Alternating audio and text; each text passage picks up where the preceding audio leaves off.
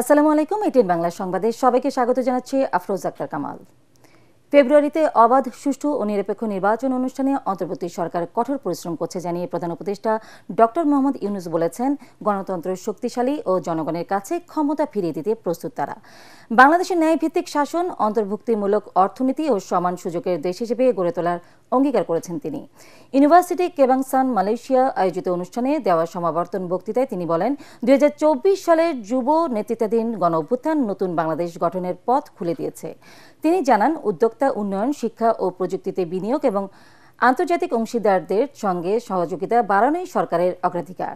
2026 সালের ফেব্রুয়ারিতে অবাধ, সুষ্ঠু ও স্বচ্ছ নির্বাচন আয়োজনের প্রতিশ্রুতিও পূর্ণ ব্যক্ত করেন তিনি।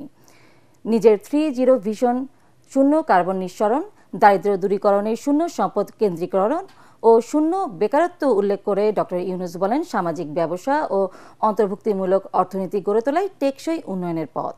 সমাবর্তন অনুষ্ঠানে ডক্টর ইউনূসকে মালয়েশিয়ার জাতীয় বিশ্ববিদ্যালয় ইউনিভার্সিটি কেবাংসান মালয়েশিয়া সম্মানসূচক ডক্টরেট ডিগ্রি প্রদান করা হয়। It is truly an honor to be here at the University Kebangsaan, Malaysia, an institution I am proud to be associated with for a long time.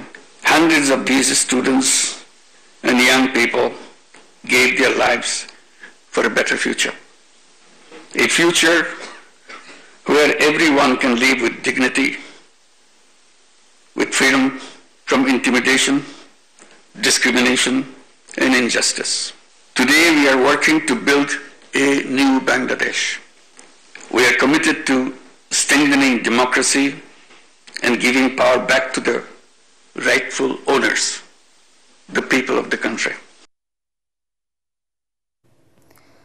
July August গণ অভ্যুত্থানের পর থেকে বাংলাদেশের মানবাধিকার পরিস্থিতি স্থিতিশীল, তবে কিছু বিষয়ে উদ্বেগ রয়েছে বলে উঠে এসেছে যুক্তরাষ্ট্রের মানবাধিকার বিষয়ক বার্ষিক প্রতিবেদনে। তাদের 2024 সালের প্রতিবেদনে বলা হয়েছে, গত বছর জুলাই আগস্টে ছাত্র জনতার বিপ্লব দমনে পুলিশ ও আওয়ামী লীগের অঙ্গ সংগঠনের হাতে বেশ কিছু মানবাধিকার লঙ্ঘন হয়েছে। তবে নোবেলজয়ী অর্থনীতিবিদ ডক্টর ইউনূসের ক্ষমতা গ্রহণের পর থেকে মানবাধিকার পরিস্থিতি স্থিতিশীল। স্থানীয় সময় মঙ্গলবার রাতে এই রিপোর্ট প্রকাশ করে মার্কিন পররাষ্ট্র দপ্তর।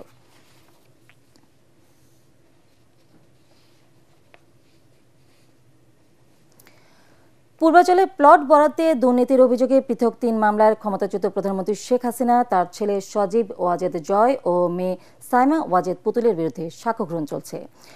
দুদকের করা এসব মামলায় ঢাকার বিশেষ জজ আদালত 5-এ আজ সাক্ষ্য দিয়েছেন 3 বাদী। তারা হলেন দুদকের সহকারী পরিচালক সালাউদ্দিন, SM রাশিদুল হাসান ও আফতান জান্নাত কেয়া। ঢাকার বিশেষ জজ আদালত 5-এর বিচারক আব্দুল্লাহ আল মামুন সাক্ষীদের সাক্ষ্য রেকর্ড করেন। পূর্বাঞ্চলে প্লট বরাদ্দে দুর্নীতির অভিযোগে দুদকের করা পৃথক 6 মামলায় শেখ হাসিনা, তার পরিবারের সদস্য সহ 23 জনের বিরুদ্ধে গত 31 জুলাই অভিযোগ গঠন করেন ঢাকার 2 বিশেষ জজ আদালত। এর মধ্যে 3 মামলায় সাক্ষ্য গ্রহণ চলছে। রবীন্দ্র বিশ্ববিদ্যালয়ের স্থায়ী ক্যাম্পাস নির্মাণের দাবিতে আজ রেলপথ অবরোধ করেছে শিক্ষার্থীরা। ফলে ঢাকা রাজশাহী ট্রেন যোগাযোগ বন্ধ রয়েছে। সকাল 9টায় সিরাজগঞ্জের উল্লাপাড়া রেল স্টেশনের রেলগেটে তারা এই ব্লকেট কর্মসূচি শুরু করে। এই সময় নানা স্লোগান দিতে থাকেন শিক্ষার্থীরা জানান, প্রতিষ্ঠার 9 বছর পেরিয়ে গেলেও সিরাজগঞ্জের শাহজাদপুরে স্থায়ী ক্যাম্পাস নির্মাণের জন্য ডিপিপি এখনও অনুমোদন হয়নি। দীর্ঘদিন ধরে দাবি জানালেও সাড়া না পাওয়ায় তারা আন্দোলনে নামতে বাধ্য হয়েছেন। গত 26 জুলাই রবীন্দ্র বিশ্ববিদ্যালয় দিবসের কর্মসূচি বর্জনের মধ্য দিয়ে শিক্ষক, শিক্ষার্থী, কর্মকর্তা ও কর্মচারীরা এই দাবি জানিয়ে আন্দোলন শুরু করেন। চলমান কর্মসূচির অংশ হিসেবে কয়েকদিন ধরে সকাল 10টা থেকে দুপুর 12টা পর্যন্ত বগুড়ানগর বাড়ি মহাসড়কে অবরোধ, পথ নাটক, শেকল ভাঙার গান এবং প্রতীকী ক্লাস আয়োজন করা হয়।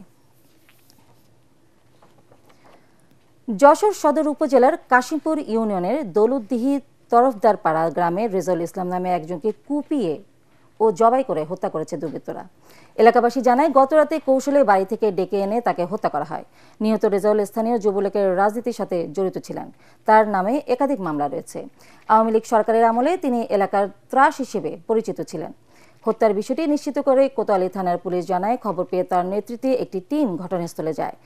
সার্বিক বিষয়ে তদন্ত চলছে। হত্যার কারণ সম্পর্কে এখনো কিছু জানা যায়নি। তার মরদেহ সদর হাসপাতাল মর্গে আছে।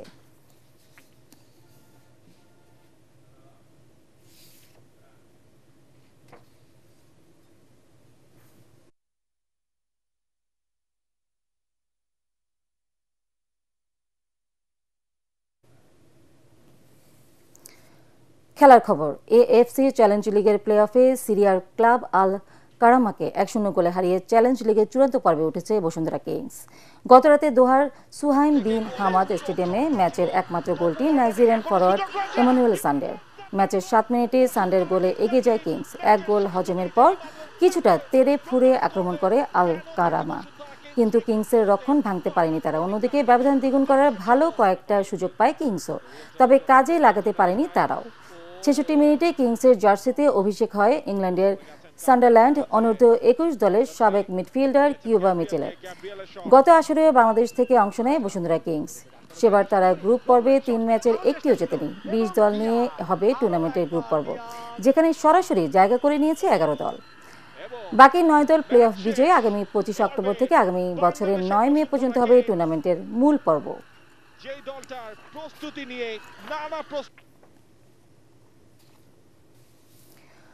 পরবর্তী সংবাদ দেখার আমন্ত্রণ জানিয়ে এখনকার মতো শেষ করছি। এটিএন বাংলা সংবাদ ইউটিউবে দেখতে ব্রাউজ করুন youtube/এটিএন বাংলা নিউজ। ধন্যবাদ সবাইকে।